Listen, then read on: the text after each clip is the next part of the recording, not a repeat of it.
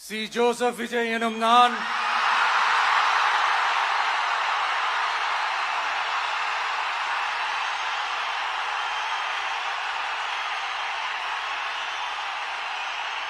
சட்டப்படி அமைக்கப்பெற்ற இந்திய அரசியல் அமைப்பின்பால் உண்மையான நம்பிக்கையும் மாறா பற்றும் கொண்டிருப்பேன் என்றும்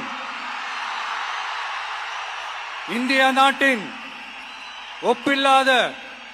முழு முதல் ஆட்சியையும் ஒருமையையும் நிலை நிறுத்துவேன் என்றும் தமிழ்நாட்டு அரசின் முதலமைச்சராக உண்மையாகவும் உளச்சான்றின்படியும் என் கடமைகளை நிறைவேற்றுவேன் என்றும் அரசியல் அமைப்பிற்கும் சட்டத்திற்கும் இணங்க